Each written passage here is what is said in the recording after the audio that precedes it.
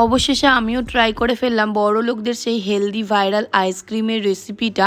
তার জন্য এখানে আমি নিয়েছি 1 প্যাকেটের মতো দুধ। সেটাকে একটু ফুটিয়ে হালকা ঠান্ডা করে নিয়ে তার মধ্যে ওটস, খেজুর, কাজু বাদাম, ওয়ালনাট ছিল কতগুলো ঘরে, সেগুলোও দিয়ে দিয়েছি, আলমন্ড দিয়ে দিয়েছি, তার মধ্যে 2 চামচের মতো কোকো পাউডার দিয়েছি, তারপরে দিয়েছি একটা ছোট ডার্ক চকলেটের প্যাকেট।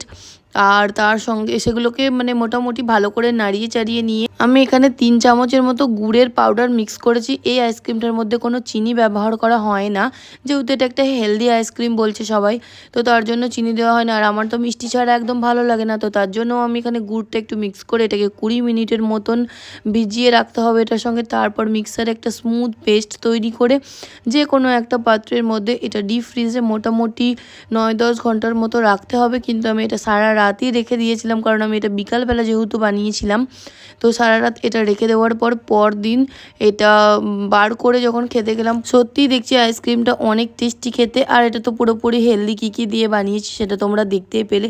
আর লাস্ট এখানে আইসক্রিম খাওয়ার জন্য ছোট্ট দুটো হাত, তো দেখো আইসক্রিমটা ধরে টানাটানি করছে। পারলে তোমরাও বাড়িতে এটা বানিয়ে খেয়েও, দারুণ খেতে হয়েছিল। এই ভাইরাল আইসক্রিমটা কে বানিয়েছো জানিও কিন্তু।